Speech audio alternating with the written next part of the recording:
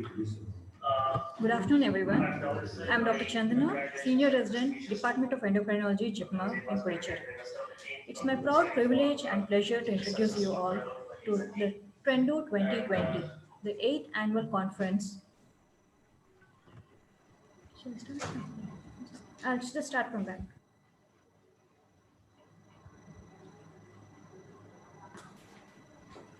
Good afternoon, everybody. I'm Dr. Chandana, Senior Resident, Department of Endocrinology, JIPMA. It's my proud privilege and pleasure to introduce you to Trendo 2020, the 8th annual conference of the Endocrine Society of Tamil Nadu and Puducherry. This is being organized by the Puducherry team this year. Without further ado, we'll proceed to the scientific program in the Hall B. Today, we are having a symposium on diabetes. The first session on diabetes classification to clinical approach will be chaired by Dr. Arun Kannan and Professor Sangumani. Dr. Arun Kannan is a consultant in Madurai hospitals. He is affiliated to the IMA, ESTN, and the Endocrine Society. He is variously involved in patient education programs, and he has multiple Indian and national publications. Dr. Sangumani, he is the Dean in Madurai Medical College. He's also the professor and head of endocrinology in the same college. He was instrumental to bring DM endocrinology to Madurai Medical College. He's the organizing secretary of TAPICON 2019, and he is also the Senate member of Tamil Nadu Medical University. He has 20 years of teaching experience. It's a privilege to introduce these chairpersons to you. I request the chairpersons to kindly take over.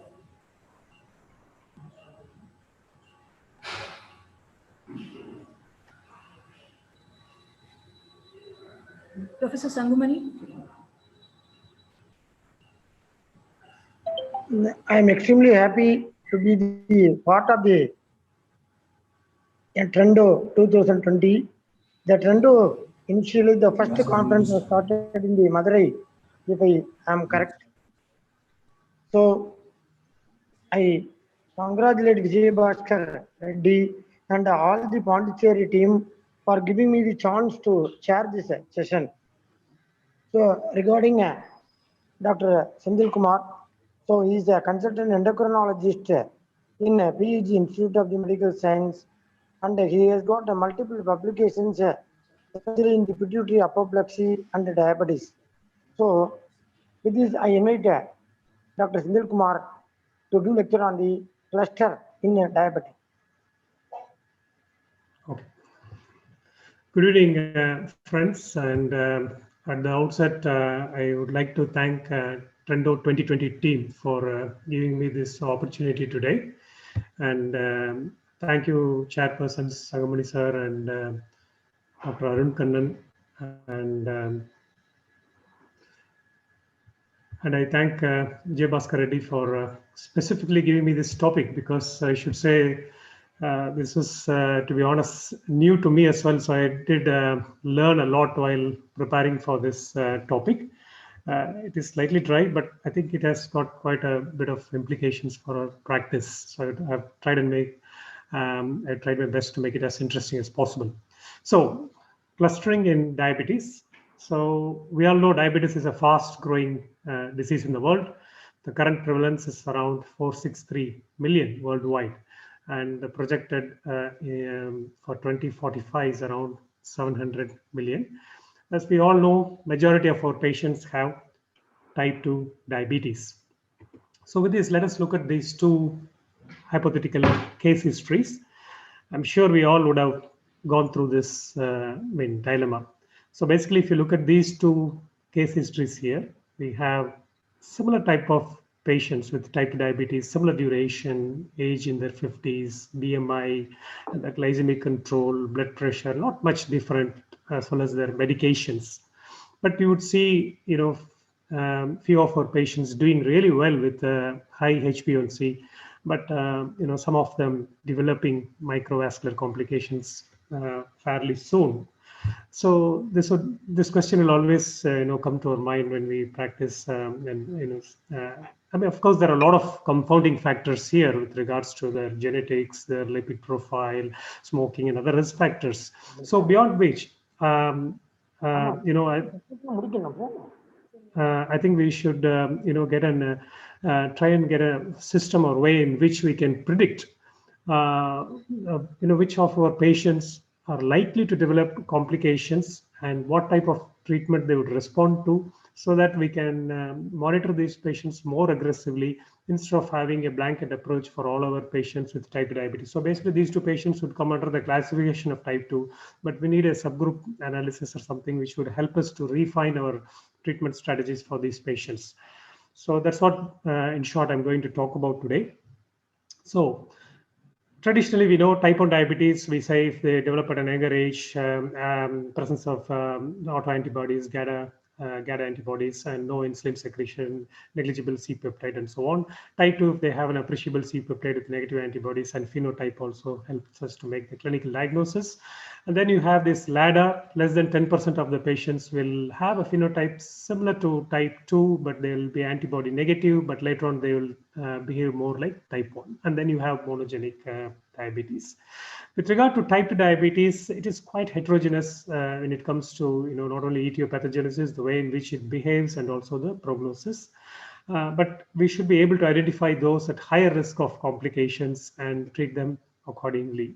So we do need a refined classification for type 2 diabetes, and that is the rationale for this study, which got published in 2018 May in Lancet from Scandinavian population. So what did they do? So basically, they did a data-driven cluster analysis of patients with new diagnosis of diabetes.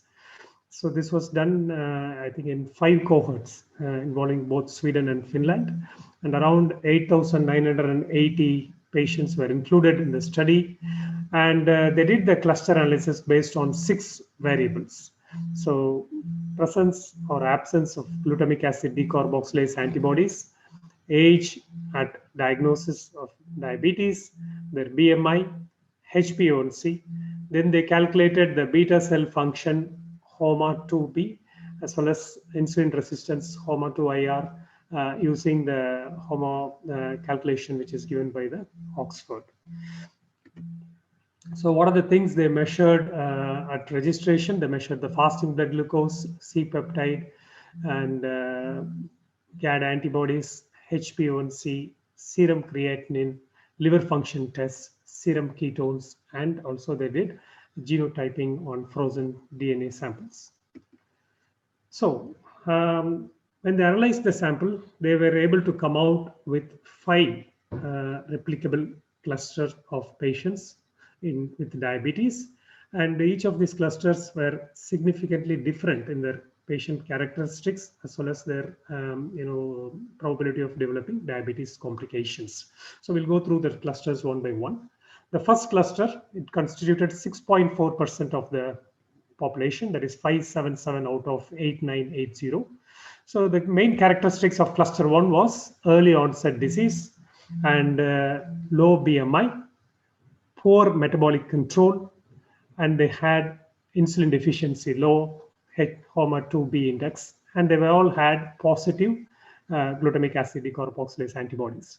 So the cluster 1 was labeled hence as severe autoimmune diabetes, or SAID said. If you look at the cluster 2, it contributed 17.5% of the total population, that is 1575 of 8980 patients. And if you look at the characteristics here, it was very similar to cluster 1, except for the fact GAD antibodies were negative. So cluster 2 also had early onset disease, low BMI, poor metabolic control, and evidence of insulin deficiency in the form of low HOMA2B index. So this was labeled as severe insulin deficient diabetes, or SIDD. Cluster 3, 15.3% contributed, 1373 of 8980. This was slightly different from the other 2 clusters in the sense they all had very high BMI and they were insulin resistant with the high HOMA-IR. So this cluster was labeled as severe insulin resistant diabetes, or SIRD. Then if you look at the cluster 4, 21.6% of the patients contributed it, 1942 out of 8980. These patients were obese, but they didn't have any evidence of insulin resistance. Their HOMA-IR was okay. So they were labeled as mild obesity-related diabetes. And then finally, cluster 5, this was the most common among the all, 39.1%. And these patients were relatively older than the other clusters, and they were obese, but they didn't have insulin resistance, but they had very modest metabolic derangements. So this group was labeled as mild age-related diabetes or MARD. So this is next with this classifications of cluster. Let us look at the disease progression, treatment, and diabetes-related complications between the clusters. So first, if you look at the cluster 1 and 2, that is severe autoimmune diabetes and severe insulin deficient diabetes, they had few points common between them. So both the groups had higher HbA1c at diagnosis. DKA were very common in both these groups. And in fact, HbA1c, the higher the HbA1c, the more the chances of having DKA. HbA1c at diagnosis was the strongest predictor of risk of DKA in these patients. And then the zinc transporter 8 autoantibodies, which we use more recently in type 1 diabetes, were commonly positive in cluster 1 or severe autoimmune diabetes. And if you look at the medications prescribed, in cluster 1, 42% of the patients were given insulin in the initial phase, whereas in cluster 2, only 29% received insulin as an initial treatment. Then if you look at the patients who received metformin, and it was highest in cluster 2, where they had severe insulin deficient diabetes, interestingly. As you would expect, it was very low in cluster 1. In cluster 3, which is severe insulin resistant diabetes, where the metformin would have been more useful, actually, that was lowest in cluster 3. This again tells us that the blanket classification of type 2 diabetes is not going to help us to choose the right and appropriate agent for our patients. Then if you look at the cluster 2 or severe insulin deficient diabetes, it had the shortest time to requirement of second OHA and also the longest time to reach the treatment target, which is below 7% of HbA1c. So then if you look at the diabetes related complications, cluster 3 or severe insulin resistant diabetes had the highest risk of non-alcoholic fatty liver disease, chronic kidney disease with eGFR of less than 60, persistent macroalbuminuria, or end-stage renal disease. End-stage renal disease was 5 times more common in cluster 3 or severe insulin-resistant diabetes. As you would expect, insulin resistance tends to cause, hypersensitivity, salt hypersensitivity to the kidneys, hyperfiltration, and diabetic kidney disease. And cluster 2, severe insulin deficient diabetes, diabetic retinopathy are more common. We all know when insulin is deficient, then retinopathy tend to be more common. And then when there is higher insulin resistance, it is the kidneys which gets affected along with fatty liver disease. So if you look at the macrovascular complications, unadjusted risk for coronary events and stroke, lowest in cluster 1, 2, 4. But when you make adjustment for age and sex, there was no significant difference. And finally, no specific genetic variant was associated with all the clusters apart from the known ones. So what does this study add new to what we know already? So cluster 1 or severe autoimmune diabetes, I would say it's overlapped with our traditional type 1 and LADA. No difference between the two, and it has been treated with insulin. Cluster 2, severe insulin deficient diabetes, and cluster 3, severe insulin resistant diabetes, are two new forms which were hidden in the broader diagnosis of type 2 diabetes. That's what this analysis have brought out. So we have to identify these two groups among the type 2 diabetes and treat them accordingly. And also we found that, in cluster 3, SIRD, renal complications were more common due to high insulin resistance. Hence, these patients will need more aggressive treatment right from the beginning and more close follow-up. So there were some limitations from this study. We could have refined the stratification with more biomarkers, genotypes, and genetic scoring, and other known, risk factors such as blood pressure and lipid profile variables were not included as a variable. And then finally, last but not least, study population was not diverse. It was specifically done in the Scandinavian population, and it needed further studies in non-European population. So with this, we'll look into the Indian perspective of this clustering concept. So we all know Indian diabetes is quite different from Caucasians in the sense we tend to develop diabetes at a younger age. Beta cell dysfunction occurs early, secretory defect occurs early, and the complications are, they occur early. And also the Indian phenotype, the thin fat concept where we have more visceral fat, abdominal obesity, and endothelial dysfunction, and more chances of cardiovascular events are all very unique to South Asian or Indian population. So this was the rationale for doing or replicating this study in Indian population, because it was postulated that we may not be able to replicate the same clustering in our Indian population. Hence, they did this inspired study, which was done in partnership with Scotland to get a precision medicine in the treatment of diabetes. That was a long-term objective. So what did they do here? Again, they obtained the data from the electronic medical records from diabetic centers across 9 states across India. Around 19,000 patients were included, quite a huge number, age between 10 and 97 years. But here, they just included type 2 diabetes alone, not type 1, and less than 5 years of duration at the first visit was one of the requirements to be included in the study. So what are the variables measured? They measured age at diagnosis, waist circumference, BMI, HbA1c, serum triglyceride, serum HDL, C-peptide, and then again insulin resistance. They measured HOMA-IR, and then insulin beta cell function HOMA-B. Patients who had positive glutamic acid decarboxylase antibodies were excluded. So it was specifically done in type 2. So data analysis here, they were able to come out with 4 replicable clusters in patients with type 2 diabetes. This is in, with the Scandinavian study, we had 5. Here they came out with 4. So cluster 1, they named it as severe insulin deficient diabetes, which was originally cluster 2 in the Scandinavian study. 26.2% of the patients constituted this cluster. They had lowest BMI and waist circumference and lowest C-peptide levels, both fasting and stimulated, and then low HOMA-B and HOMA-IR, highest HbA1c among the clusters, and they were more likely to be on insulin. Then the cluster 2, which was named as insulin resistant obese diabetes, or IROD, 25.9% constituted this group.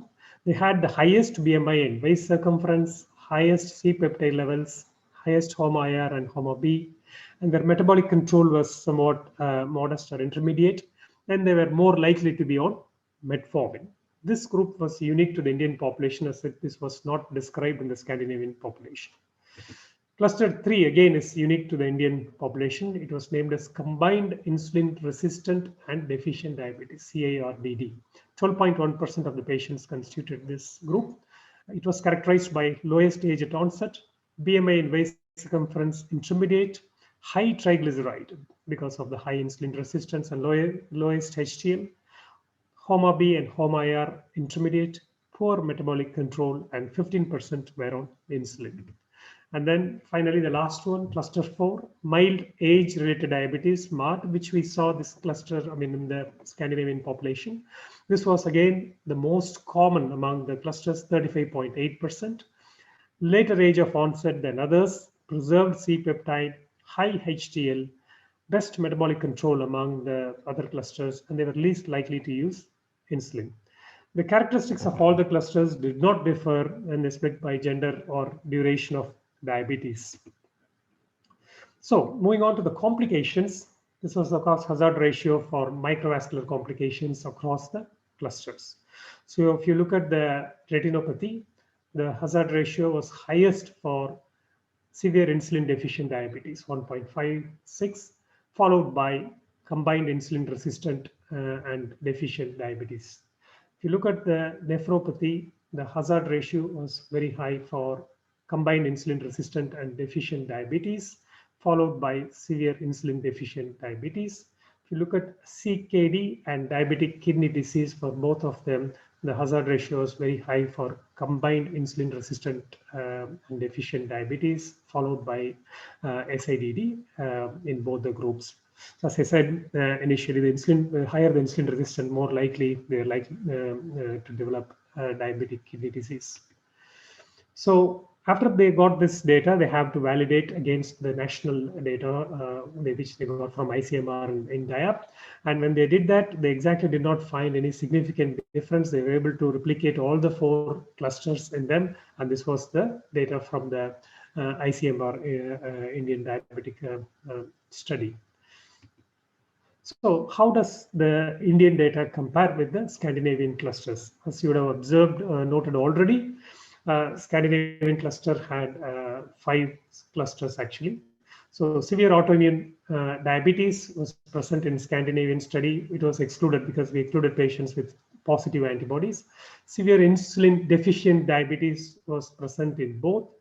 Severe insulin resistant diabetes, we didn't come across that cluster, whereas Scandinavian study had.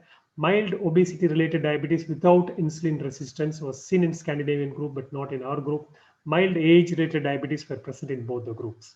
So if you summarize these two, the last 2 ones, the insulin resistant obese diabetes and combined insulin resistant and deficient diabetes were unique to Indian population, which was not seen in the Scandinavian cluster.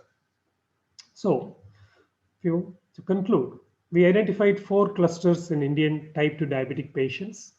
They differed in the phenotype, metabolic control, and the chances of developing as microvascular complications. Among the 4 clusters, combined insulin resistant and deficient diabetes is unique to Indian population. It was the most aggressive phenotype with the highest hazard for developing diabetic kidney disease and second highest hazard for retinopathy. Identifying these patients will help us to plan treatment strategy more aggressively right from the beginning and carefully follow them up more aggressively than the others. The second group, which was unique to our population, was insulin resistant obese diabetes, 25.9%. Metabolic control better than combined insulin resistant and severe insulin deficient group. But again, it had higher risk of kidney disease next to the combined insulin resistant group. And insulin resistance, as I said earlier, contributes to high risk of CKD in both these novel groups, which we found in Indian population. Mild age-related diabetes is the most common phenotype in both the studies, and all the characteristics were similar to Scandinavian population, but there was one difference. Age of onset was much lower in Indians. Average age was 50.2 in mild age-related diabetes, whereas in Scandinavian population, it was 67.3. After the Scandinavian study, similar studies were done in Chinese and American population, but they were able to replicate, exactly what the Scandinavian clusters showed. But whereas in our country, it was quite different, and we ended up finding 2 novel clusters which are unique to the South Asian population. So we need more studies with more variables, which might help to refine the classification further. And we need, exact kind of limits or cutoffs with regards to these variables, so that we can probably classify them accurately, and also it should be usable easily in the day-to-day clinical practice, for which in future, I think they might come out with a tool or something like we calculate HOMA, HOMA-IR, or HOMA-B. This will help to refine the classification or produce subtypes of type 2 diabetes who are likely to behave more aggressively and develop more complications in the short time. And in a nutshell, I would say this is the first step towards precision medicine in diabetes. In future, we'll be looking at pharmacogenomics and genetic information will be taken into account while diagnosing and treating the patients. So with this, I'll finish, and thanks for listening. Thank you very much.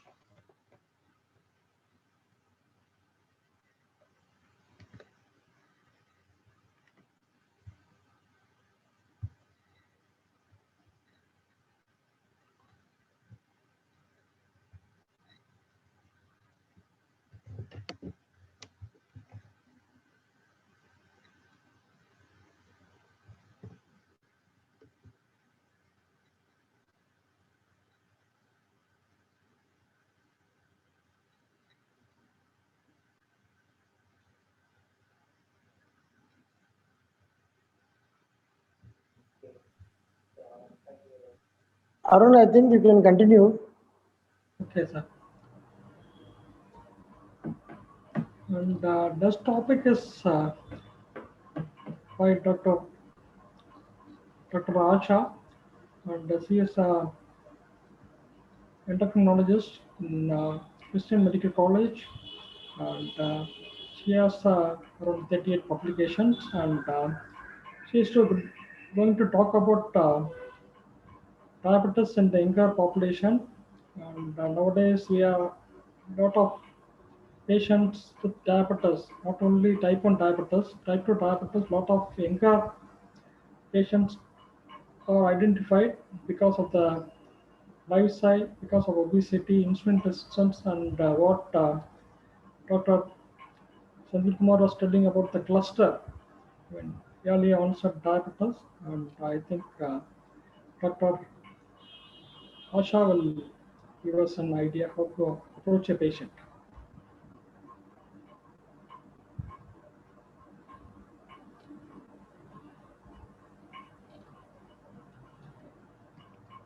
Uh, Thank you, Dr. Arun, for the kind introduction. At the outset, I would like to thank the organizers for giving me this opportunity to share our experience with managing diabetes in young people. Is my screen visible? Yes. Okay. Uh, So I would first start with whom do we call as diabetes in a young person? So when a person is diagnosed with diabetes below the age of 25 to 35 years, we would say this person has a young onset diabetes. The diagnostic criteria for diabetes in the young are the same as that in adults, so there is no change with that. I'll start with my first case. This is a 17-year-old 12th standard student who was diagnosed to have type 1 diabetes with diabetic ketoacidosis 2 months ago.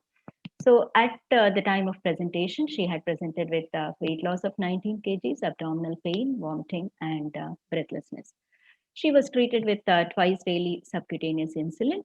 Though she was 17 years old, the insulin was administered by her mother over the arms, and each needle was reused about 8 times.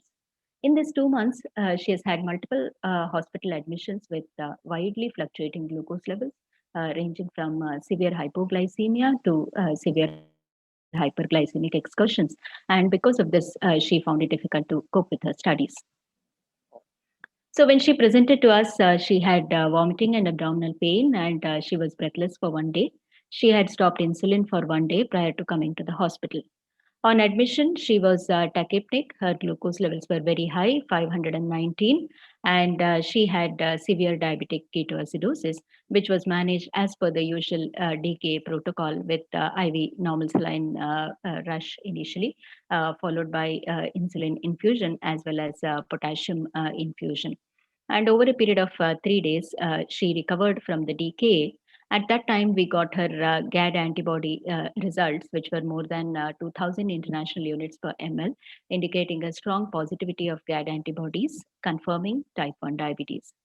After the DKA resolved, because of her recurrent admissions to hospital, we retained her for 2-3 days extra in the hospital in order to teach her diabetes self-management skills. At that time, she complained of tremors and increased hunger, and she said that the food provided in the hospital was not at all adequate. So this made us suspect that she probably has thyrotoxicosis. Clinically, also she had tachycardia, tremors, and a small soft goiter.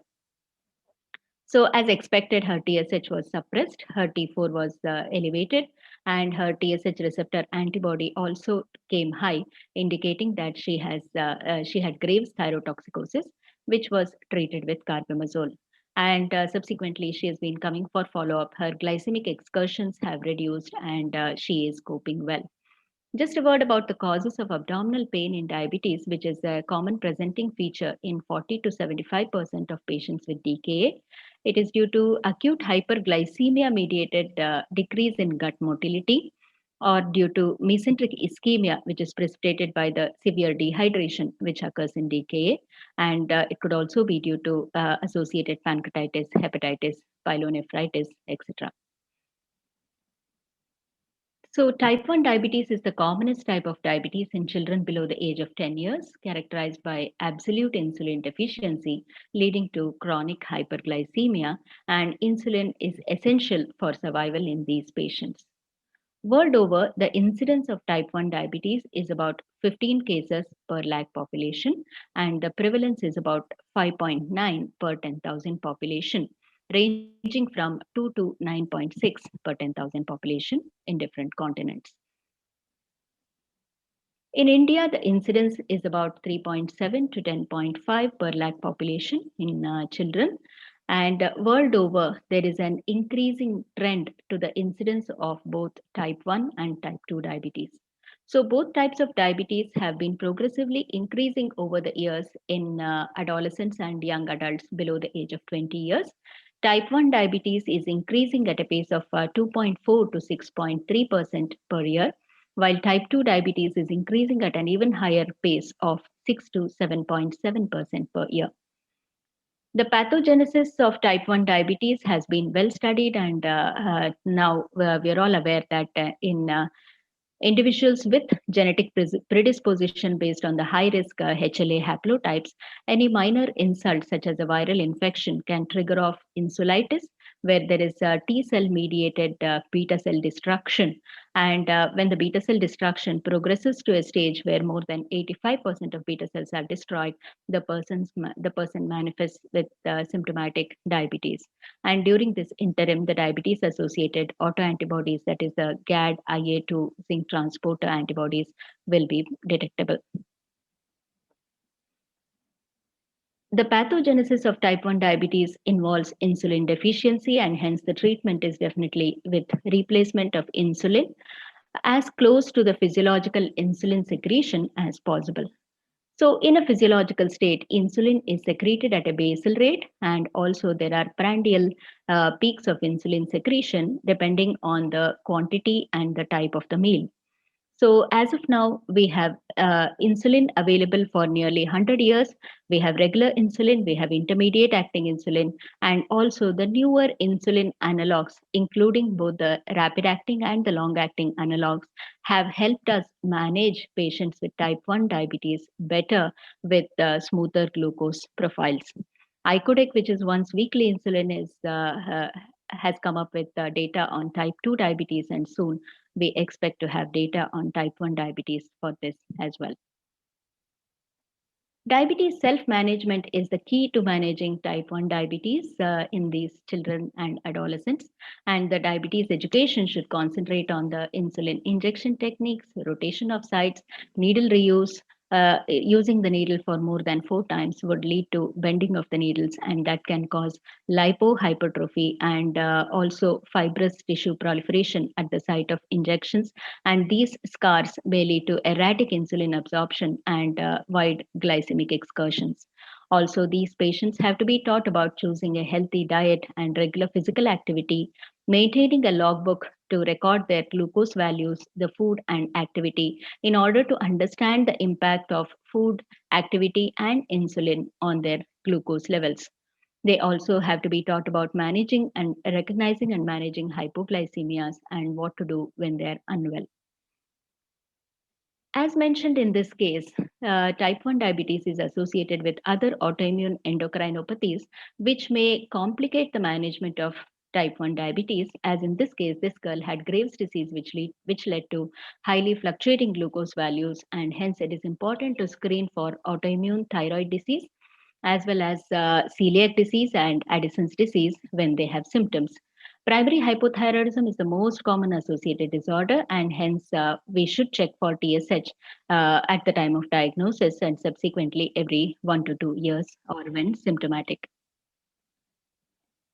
Structured diabetes education and peer support for these patients is very important because they have a long life to lead with type 1 diabetes, where they have to manage their insulin, their food, their activity, and also the various ups and downs in their life and different challenges as they go through the different aspects of their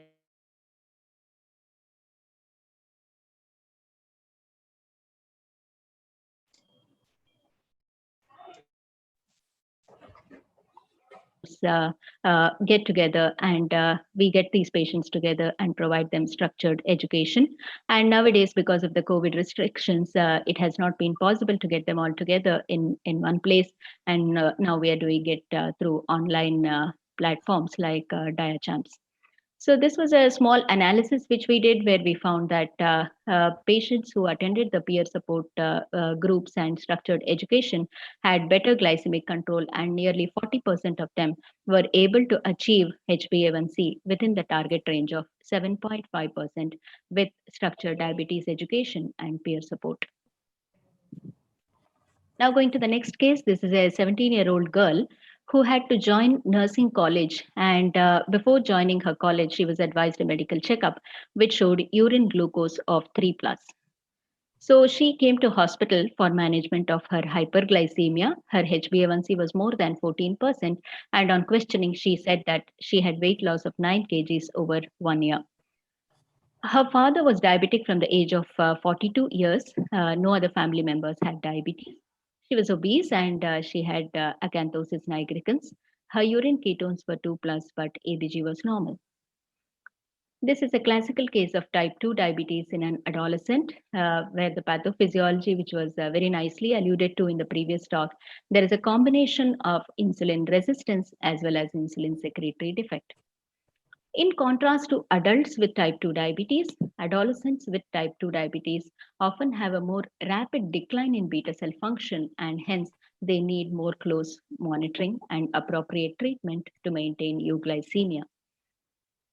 Screening for type 2 diabetes is indicated in children and young adults with BMI more than 25, or in our population more than 23, when they have additional risk factors like a first degree relative with diabetes, associated polycystic ovarian syndrome, severe obesity, or acanthosis nigricans, or when they have associated hypertension or dyslipidemia.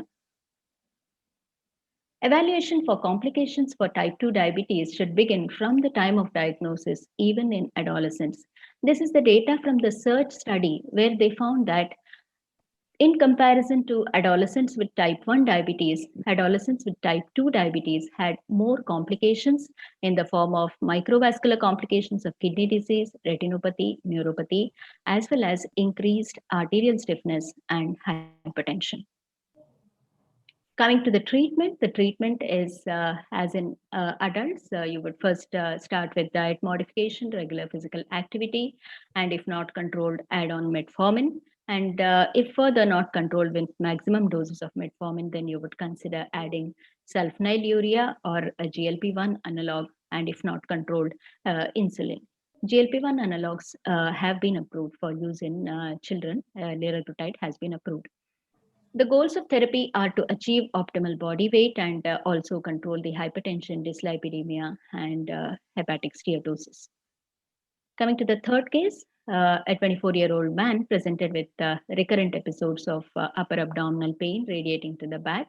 He had oily stools and weight loss pointing towards a diagnosis of pancreatic diabetes. His he was lean with a BMI of 19.9, HbA1c was 11.5, and he had demonstrable malabsorption with stool elastase less than 5.5 micrograms per gram of stool. His plain X-ray abdomen showed large pancreatic calculi. In situations where you are unable to see the pancreatic calculi on a plain X-ray abdomen, you can either do an ultrasound or a CT scan of the abdomen to look for pancreatic ductal dilatation. So he was treated with pancreatic enzyme supplements and insulin and achieved good glycemic control. So among the other diseases of the exocrine pancreas, we have alcoholic pancreatitis, pancreatic neoplasms, cystic fibrosis, and hemochromatosis, which can also be associated with diabetes in the young. So fibrocalcific pancreatic diabetes presents with abdominal pain, steatorrhea, and diabetes, as described earlier. The treatment is with insulin and pancreatic enzyme supplements. The point to note here is that they have 16 to 20-fold higher risk of pancreatic cancer, and they need screening every year with a CA19-9 levels. The fourth case, this was a 22-year-old lady who came to us within a month after her marriage with polyuria and weight loss of 3 kgs. She had a 3-generation family history of diabetes. She did not have steatorrhea. Her glucose levels were moderately elevated. She refused to take insulin because she was recently married, and as her glucose levels were not very high and she was not ketotic, we gave her a trial of glibenclamide. With that, she achieved very good glycemic control, and she got to a HbA1c of 6.3% in the next 3 months. When we did her ultrasound to screen for the pancreas, we found she had a bicornuate uterus and she had bilateral renal cysts and mild atrophy of the pancreas. So this was a case of MODY5, which is associated with genitourinary anomalies and pancreatic atrophy. She had a large deletion in the HNF1 beta gene. MODY constitutes about 2 to 6% of all diabetes with an autosomal dominant pattern of inheritance. Should be suspected when there is a 3-generation family history of diabetes, when the BMI is normal, when there is absence of DKA and diabetes associated autoantibodies. So 14 different types of MODY have been described due to genetic mutations in the transcription factors or the enzymes associated with the pancreas, of which the HNF1 beta is associated with genitourinary anomalies, and the CEL mutations associated with MODY8 have exocrine pancreatic insufficiency in addition. MODY 10 to 14 are predominantly associated with neonatal diabetes, but also there are we have seen some cases in adults. So this was our initial publication in 2015 of genetic screening for a panel of 10 MODY genes, in which we found that among those with a 3-generation family history of diabetes, in the absence of beta cell autoimmunity and diabetic ketoacidosis, about 19% carried MODY mutations. In contrast to the Western literature, what we found was that MODY4 and MODY6, that is the PDX1 and NeuroD1 mutations, were more common in our population rather than HNF4 alpha and GCK. Similarly, among pregnant women with diabetes who had a family history, when we screened for MODY mutations, we found about 18% of them carried the MODY mutations. The fifth case, a 17-year-old girl came to us with polyuria, polydipsia, fever of 2 days duration. There was no family history of diabetes. She had no pain, abdomen, or steatorrhea. She was amenorrheic for 10 months. She was very lean with a BMI of 17.5, and her urine ketones were 3 plus. ABG also showed moderate metabolic acidosis. And with elevated GAD antibodies, we confirmed a diagnosis of type 1 diabetes mellitus with moderate diabetic ketoacidosis, and we treated as per the DKA protocol. We also did an ultrasound as part of completing the evaluation, and only the pancreatic head was visualized. We thought it was bowel gas interference and just left it at that. She was managed well on basal bolus insulin. She got to a good HbA1c within 3 months. But her mother always complained that she was a fussy eater. She did not gain weight despite starting insulin and getting to good glycemic control. And that's when we thought we're probably dealing with another problem here. So we checked her stool elastase and we found that it was very low, indicating that she has fat malabsorption. So a CT abdomen was done, which showed that only the pancreatic head and uncinate process were visualized. The rest of the pancreas was not developed. So this intrigued us, and we thought she probably has a de novo mutation in one of the MODY genes, which is responsible for pancreatic agenesis. Especially, we had MODY4 in our mind. And so when we did the genetic analysis, to our surprise, we found a HNF1 alpha variant. Though this is a benign variant and her father also carried that variant, we were not sure what caused the pancreatic malabsorption in this case. Anyway, we started her on enzyme supplements and continued the insulin, and with that, she started gaining weight and is doing well. So when we looked up, we found that pancreatic exocrine insufficiency has been reported in about 10 to 30% of patients with both type 1 and type 2 diabetes. And also it has been reported in patients with MODY3 who carry the HNF1 alpha mutations, like in this patient. Exocrine insufficiency has also been reported in MODY5 and MODY8, as I mentioned earlier. Coming to the genetic syndromes associated with defective insulin action, under this category, we have various lipodystrophic syndromes.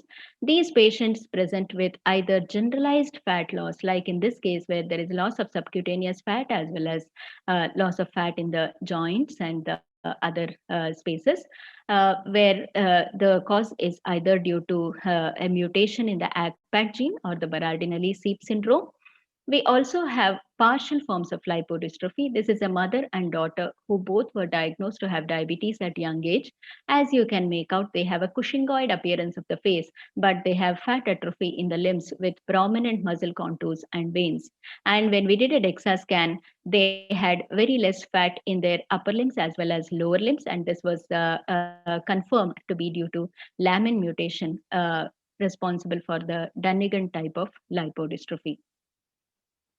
Various endocrinopathies and drugs like glucocorticoids, phenytoin, are known to cause diabetes in the young, and these should be kept in mind when we are taking a history from a patient. Acromegaly is the commonest endocrinopathy associated with diabetes, which is due to a growth hormone secreting tumor.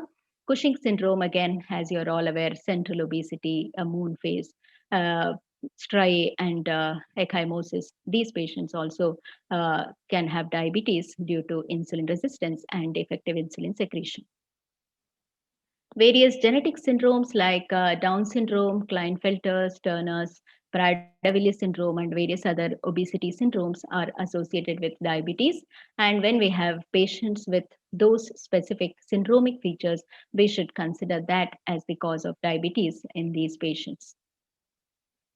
Didmore syndrome is an autosomal recessive disorder due to mutations in WFS1 or the CISD2 genes, which can present in the first decade with diabetes, optic atrophy, and diabetes insipidus, in the second decade with hearing loss, and in the third decade of life with urinary incontinence, psychiatric disturbance, progressive neurological dysfunction, and primary hypogonadism.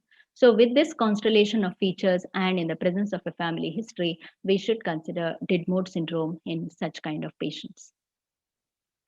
Very rarely, you may encounter patients with rare syndromes like H syndrome, which is characterized by multiple H, that is hyperglycemia, hyperpigmentation, hypertrichosis, hypothyroidism, hypogonadism, and heart involvement. This is again an autosomal recessive disorder due to mutations in the SLC29A3 gene. So, to summarize, when you have a young person with diabetes, a detailed history of whether the person had weight loss, DKA, pain abdomen, steatorrhea, a full family history, including pedigree charting, any drugs, the duration of symptoms, history of features to suggest syndromes, all this would be important. In examination, the BMI, presence or absence of signs of insulin resistance, features of lipodystrophy, or other syndromic features would help to guide the evaluation towards a specific diagnosis. Among the investigations in patients requiring insulin, checking for GAD, IA2, or zinc transporter antibodies would be useful to make a diagnosis of autoimmune diabetes. And for when pancreatic diabetes is suspected, an X-ray, ultrasound, or CT would be useful. Ultrasound is also useful when MODY5 is suspected to look for renal and genitourinary anomalies. When you have to check for C-peptide, it should always be checked only after achieving stable glycemic control, at least for 2 weeks. A stimulated C-peptide following meal more than 1.8 nanogram per ml indicates adequate beta cell reserve. Presence of hypertriglyceridemia may be a clue to lipodystrophic syndromes. So, in the diagnostic approach, if you have a patient with DKA and positive diabetes associated autoantibodies, it is a straightforward case of type 1 diabetes mellitus. If it is antibody negative, then you would either suspect antibody negative type 1 diabetes in younger individuals, or in older obese individuals where the beta cell function later recovers. This would be ketosis prone diabetes, a very rare entity. In patients who don't have DKA and who are obese with insulin resistance, PCOS, you would think of type 2 diabetes. In the non-obese with steatorrhea and pancreatic calculi, you would think of FCPD. When there is a 3-generation family history and diabetes is diagnosed below 35 years, think of MODY. And if there is associated deafness, it could be mitochondrial diabetes, DID mode, or thiamine responsive megaloblastic anemia. If there are features of acromegaly or Cushing's, evaluation should be directed appropriately. And if there are features of specific syndromes or lipodystrophy, then the evaluation should proceed in that direction. So when we look at the age-wise distribution of diabetes, when you have very young individuals below the age of 10 years, you would think of type 1 diabetes as the most common etiology, and very rarely it could be MODY or syndromic like Wolfram syndrome, where there is a strong family history.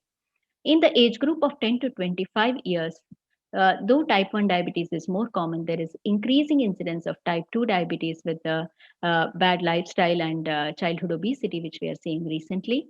In addition, you should also think of MODY if there is a family history, pancreatic diabetes, and obesity and lipodystrophy syndromes.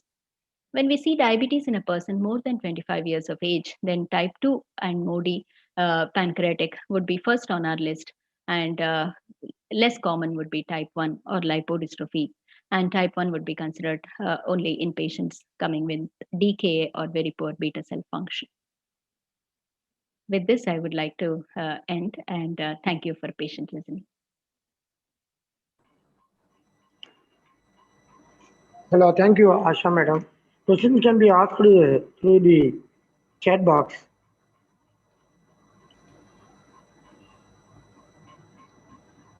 Dr. Chandra, can I ask the question, first question? Sure, sir. Yes, please go ahead. Yeah. Sir, regarding the clustering of the diabetes, especially in the Indian population, one of the Yes, important observation we have made is the so-called insulin resistance, but it is basically depending upon the insulin resistance. Now Yes, sir. we are seeing the most of the cases with the especially connective tissue diseases like rheumatoid arthritis, there's diabetogenic drug-induced diabetes. Yes, sir. Diabetogenic drug-induced diabetes. These Yes, sir. diabetogenic drugs precipitate diabetes. When they are taking in the long term, we have to give diabetogenic drug and we have to treat with insulin or some other drug. So this is Yes, the sir. issue. There is a comorbid studies there.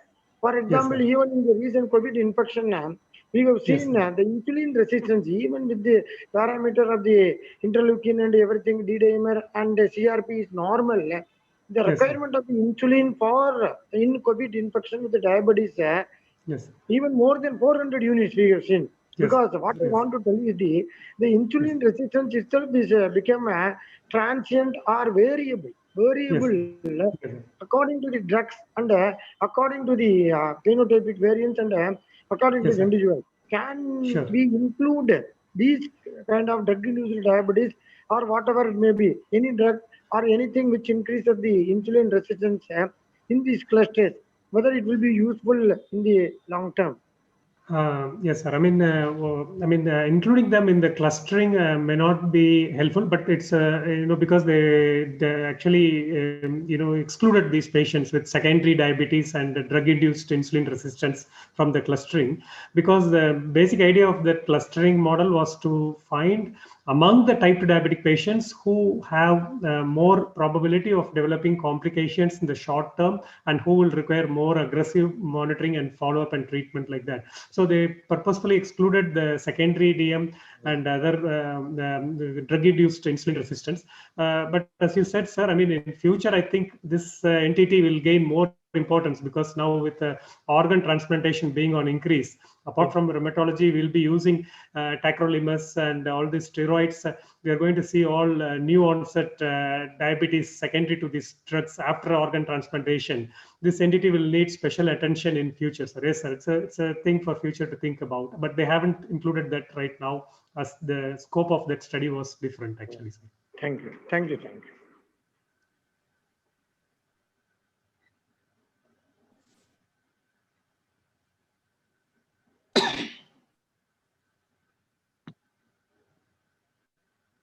Good morning, Sangamani sir, Senthil Kumar, Arun. Good morning. Good morning.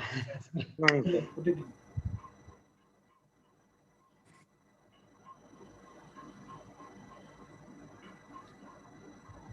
Sir, Sangamani sir, how are you, sir? Fine, sir. You are asking question. So any more comments, sir? So there are two questions in the chat box regarding disadvantages of insulin pump.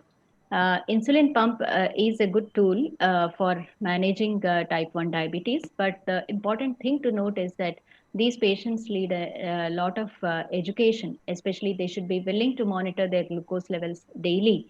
Otherwise, they would not recognize a pump failure and quickly go into a DKA. So, a lot of patient education about carb counting, managing their insulin, basal, and boluses according to their activity, and also regular monitoring of glucose levels meticulously are very important when you consider an insulin pump.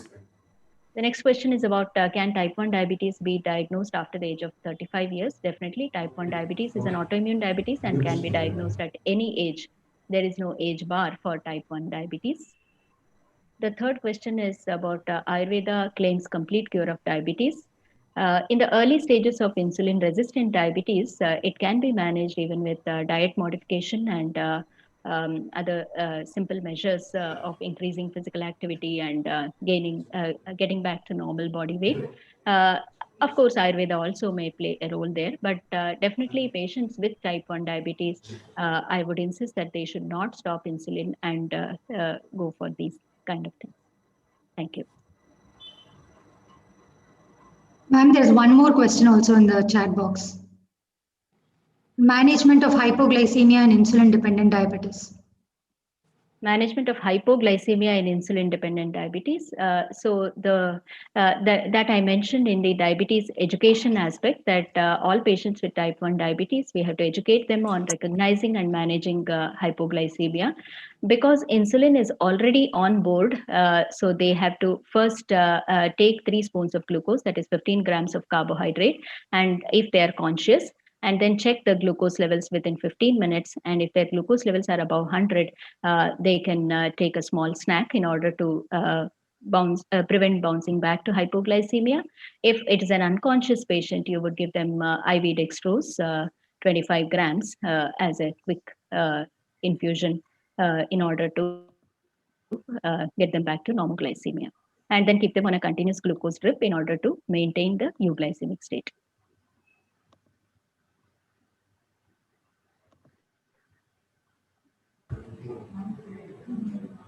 So would you like to discuss any further questions, sir? Dr. Arun?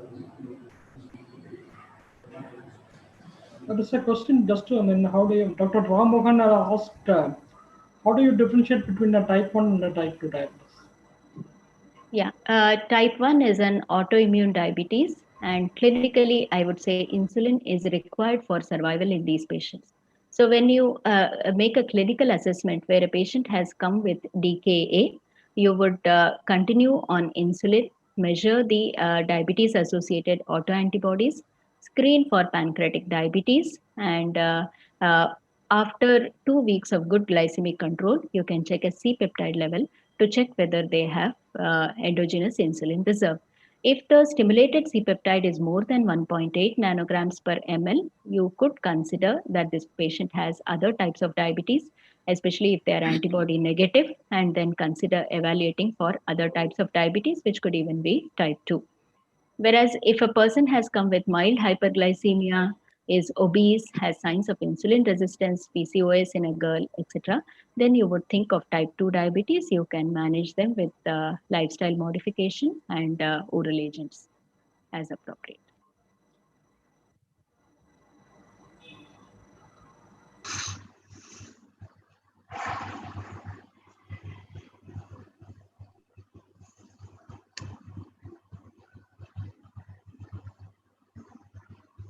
Dr. Arun, Professor Sangumani, any more comments, sir? Thank you, madam. Thank you, madam. Thanks for the opportunity given by Dr. Vijay Bhaskar and for this team, and good luck for Dr. Vijay Bhaskar to continue the academic feast. Thank you. Thank you, sir. Thank you, Asha ma'am, and thank you, Dr. Senthil Kumar, for the wonderful talks. And thank you, Dr. Arun and Professor Sangumani, for sharing this session. With this, we